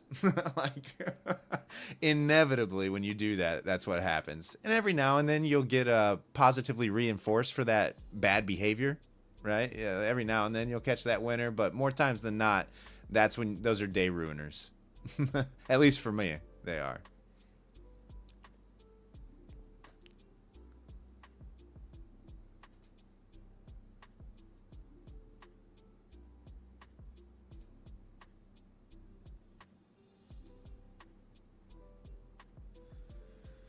All right, let's see what happens up here at this 120 level. It looks like that's where we're going to go test. We might chop 100 here for a minute, but I have a feeling that this is at least going to get traded. I mean, we're trading above central pivot. We could be heading up in here to like 180 to 200 as well. Up into these topside peaks.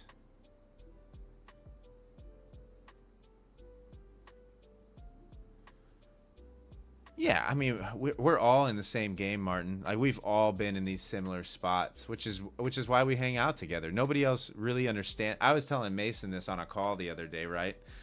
I was like, I bet if random people were to walk by your room sometimes and you hear the, oh, F off, NASDAQ, you know, just randomly about 12 times a day, I bet they probably think you are a lunatic.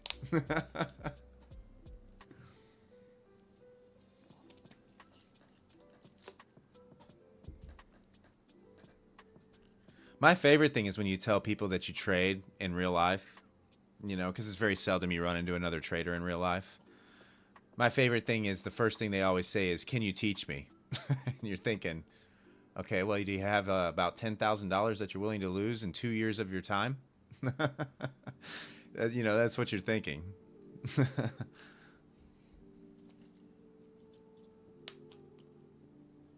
Oh, nice, Mr. Knifeart. Thanks for tuning in.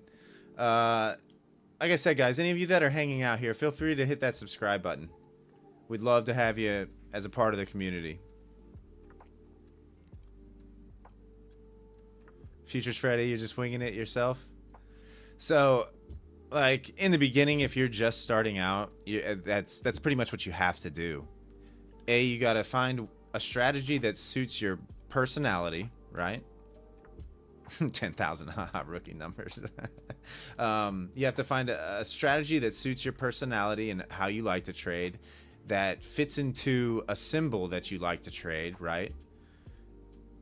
Because I never recommend anybody start on anything more than watching one chart.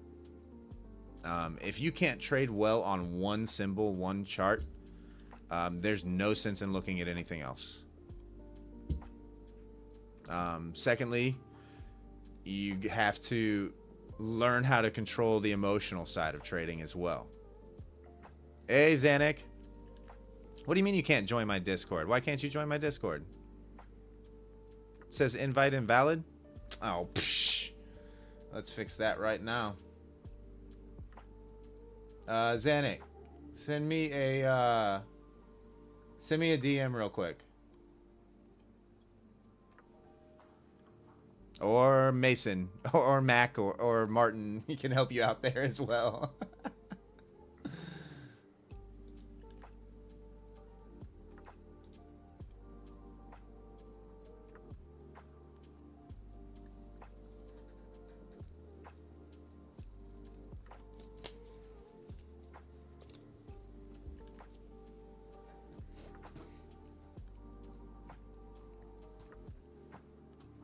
$10,000 rookie numbers. You're gonna try a short? I gotta see it below 80 DCD and holding below 80 first. I don't hate it at all. I don't hate the short idea. Obviously this needs to get retraded. Like, this needs to get some sort of retracement. I mean, it doesn't have to. I don't know when it's going to happen, right? It could happen during London session. This could just be grind higher until then. But oh, okay, Zanuck, I got you.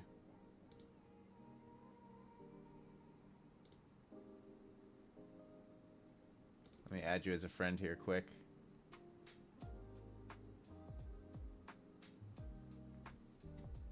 What's going on? All right, you are added, Zanuck. And then let me send you an invite.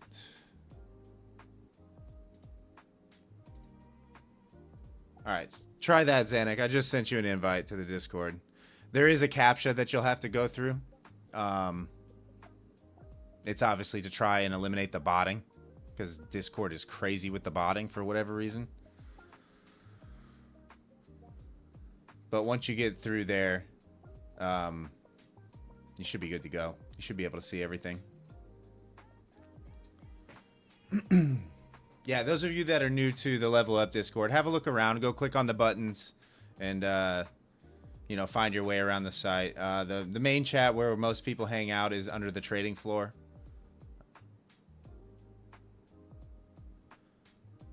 Martin, you said that to Albu the other day. If all your losses were actual cash and not just prop accounts, you'd have lost millions.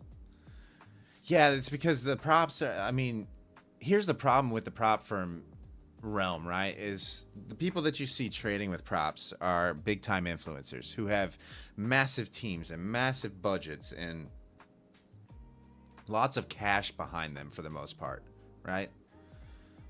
So they aren't worried about blowing evals or accounts or anything like that.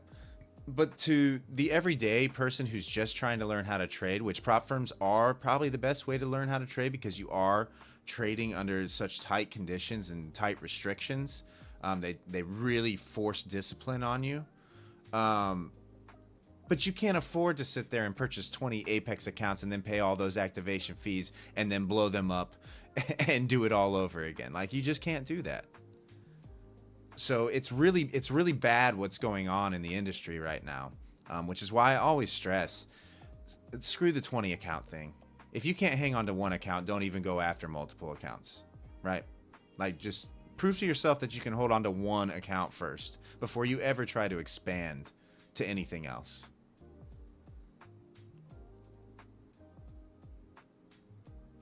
The whole 20 accounts thing is just completely unrealistic. Those guys can pretty much just gamble those accounts and be perfectly fine. They don't care. Do you know that with these, when they get the affiliate partnerships, do you realize that for however many referrals they have, they get free accounts? Like, it's part of the agreement. The affiliate agreement is after so many, you get this. You get giveaway of evals. You get all that stuff for sending them business. And then those guys also have massive signing bonuses that they get with these prop firms, like athlete contract signing bonuses that they get with these prop firms. The bigger influencers do. So like, you kind of have to take all that into consideration when what you see on YouTube, because it's just not, it's not the reality for most people, right? It's just not. As much as they want to say this is possible, it's just not. I mean, just to get 20 Apex evals and pass, you're looking at a couple $1,000s. After activation fees and eval costs, you're looking at quite a bit of money.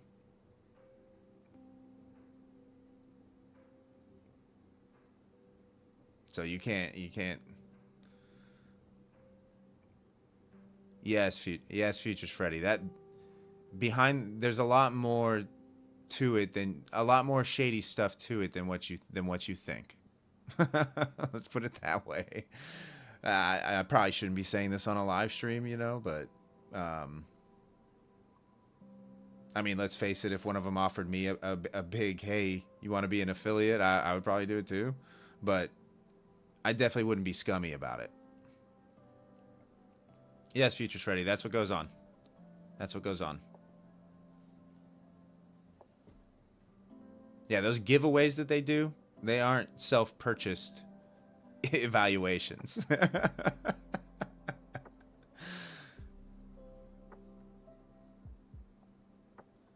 In fact, you can go, if you're really interested in what structure looks like for becoming an affiliate and what is involved with affiliate and pay structure and stuff like that goes,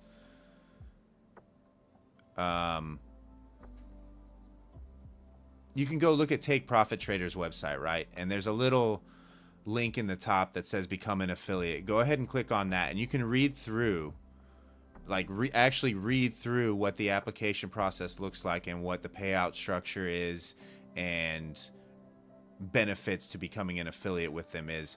And they aren't as big as Top Step or Apex or even My Funded Futures, but you'll get a general idea about what these big time influencers with hundreds of thousands of subscribers are actually making and getting for free. And then they get more on top of that if they're big enough.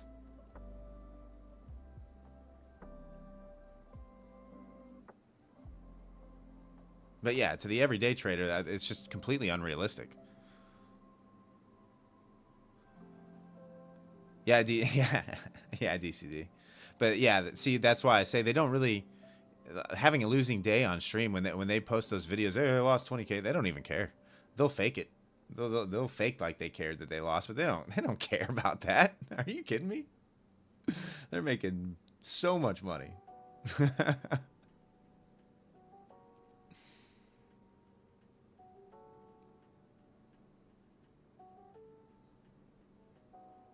To all you new viewers that are just now tuning in, I'm seeing we have 33 concurrent viewers. That's pretty good for my channel. Definitely, if you like what you see and want to be a part of the community, consider hitting that subscribe button. I can't even talk right now, guys. That's how tired I am. What's up, Palm? It would really help out the channel. We'd appreciate it. Later, Martin. Get some rest. I know you're in Ireland.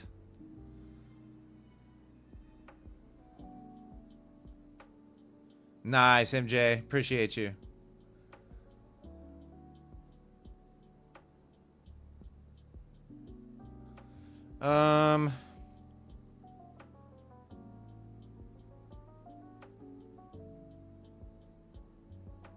What time is it? It's almost 9:30 my time. Martin, we'll see you in the morning. Or afternoon, your time, I guess.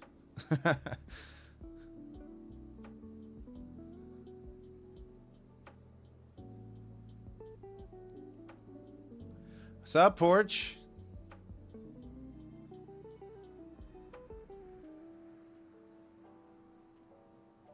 Nice call today, by the way, Porch. I hope you were able to profit off of it. May or may not be 75. DCD, it's not a screenshot, so you're fine.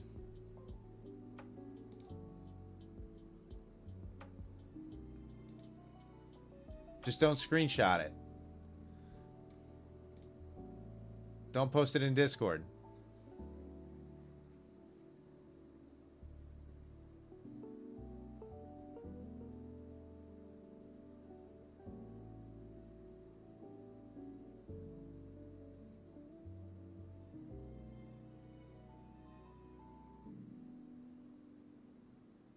DCD, I actually like back into 30 here.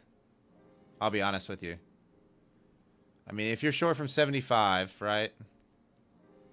Let's see here. Let's do a little zooming in. So you're short from 75. You've already ran these wicks here. Your next possible bounce is right here at 61. I like it back into 30 at a minimum. You know, retrace this straight up move right here.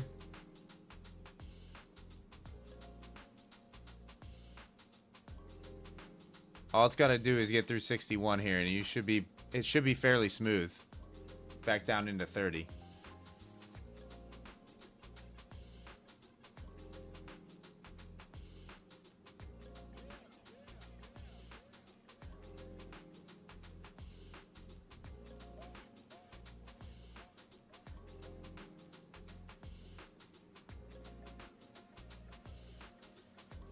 I mean, obviously don't let the thing come all the way back on you, but your stop can definitely go in at, let's see, above these bodies. So I would have my stop at like 69-ish, but it should run for you.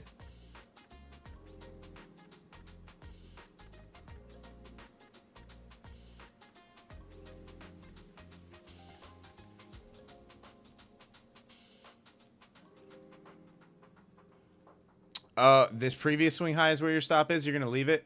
You're not going to trail it.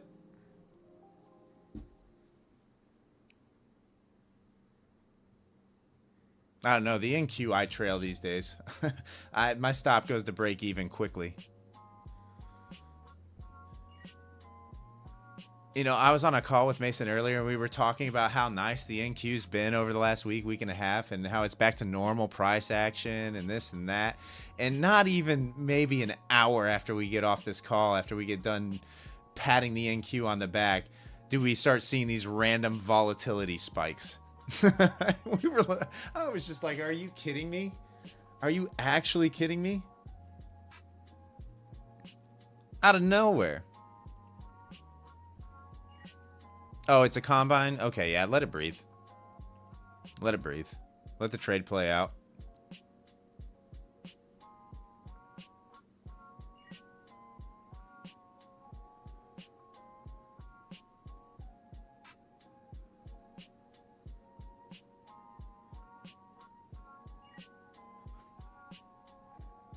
Kind of needed to see continued flush there too, though. It should flush out, I would think, eventually. But it's got this high volume spike here that's kind of battling.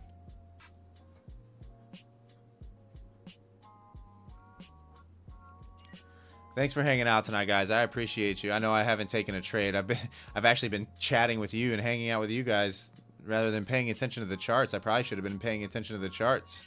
Catching a trade. Eventually, I will I will trade on these things. I promise. I promise. My read down here was pretty good. Said I was looking for the hold. Yeah, I know, DCD. That's what happens. The streamer problems, you know. That's what happens. You start looking at the chat. You start engaging with the chat, and you lose sight of the chart. Because the chat obviously has to be on a separate monitor from what you're showing, unless you want the chat to be exposed over here somewhere. So, oh yeah, DCD. I mean, like I said, I made 2K today. I was done pretty early too, so I'm in no hurry to get into a trade. Really at all. But the read down here was pretty good. When we were down here, I was saying I needed to hold above 30 here for the long. And, I mean, that's a 70-point move, so... Nice, Future Freddy. Yeah, obviously. I'll be here every night. Every night during Globex.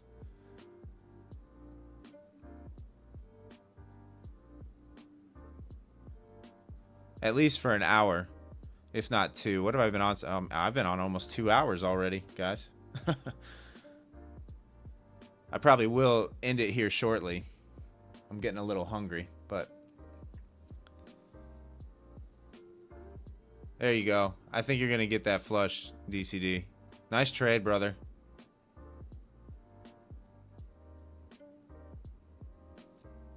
I mean, this should flush out. This should come right back to this 30 level. Yeah, the vibes have been high. Like, I don't mind staying on stream when you guys are engaged and when I'm having a good time.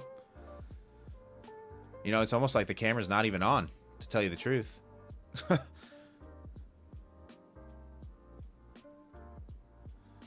You're gonna shoot for the big boy trade? Honestly, DCD, if it gets below 30, I don't hate. Yeah, I don't hate anything really till 970. Like, I don't think this holds if we get back below this pivot here.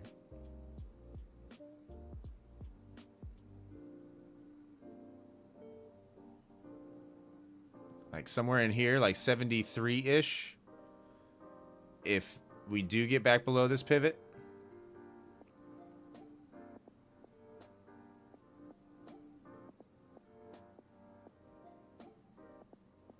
I mean, I don't know how much you need on your eval, but that's definitely, I can definitely see that happening.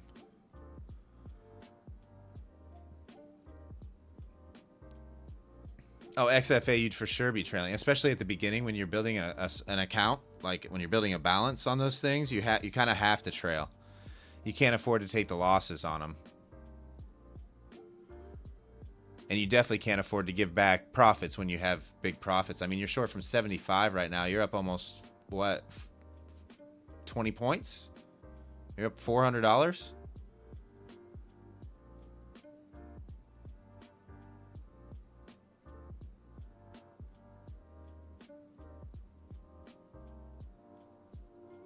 Oh, yeah, the intraday trailing DCD is brutal.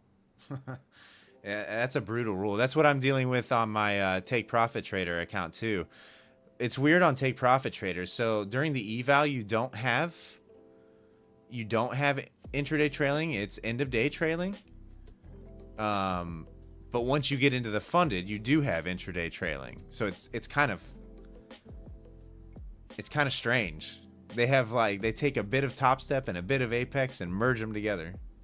But they have daily payouts from day one.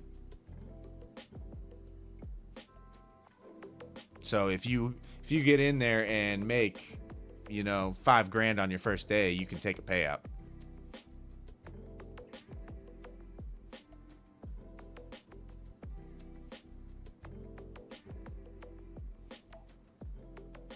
Yeah, and it's only what's an eval right now with them? $120 or something like that. No activation fee. So it's $120 one-time payment. I mean, that's basically in line. It's cheaper than Top Step, right? And it's in line with Apex. The cheapest one out there right now is My Funded Futures, which is running, I want to say their starter plans are 20% off right now. So all in with My Funded Futures currently is something like $82 for a 50K. All in. Which is absolutely ridiculous. Absolutely ridiculous. I mean, that's really cheap.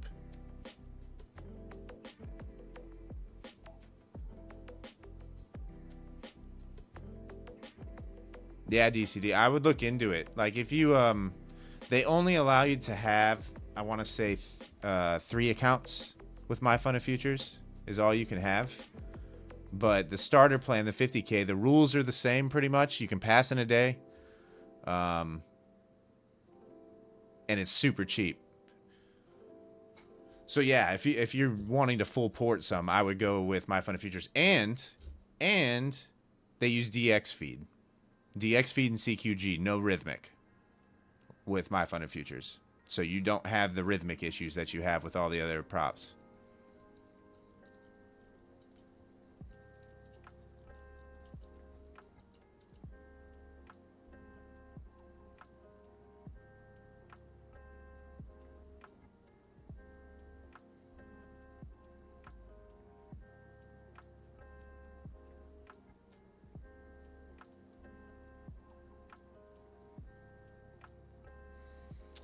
Well, I'm probably gonna call it there, guys. I'm gonna go get a bite to eat. Thanks for tuning in. These Globex streams have been a game changer for me. Much better vibes than when I'm trading RTH. Much better analytics from YouTube. I appreciate all the new people that are tuning in right now. If you haven't hit that subscribe button yet, feel free to hit that subscribe button if you want to hang out every night. I really have a good time hanging out with you guys and talking trading and doing a little clowning around as well. So I will be back tomorrow evening. Tomorrow night, Banana Bread Trades will be on with me. Fingers crossed. You never know with him. He always has plans. But he should be on with me tomorrow evening. And until then, guys, trade safe. Stay patient. For those of you that are members of the channel, you will have access to the trading plan in the morning. Obviously, I will do the pre-market trading plan for you guys so you know what I'm looking for. Enjoy the rest of your night, and I will see you all tomorrow night at 7:30 p.m. Eastern. Peace.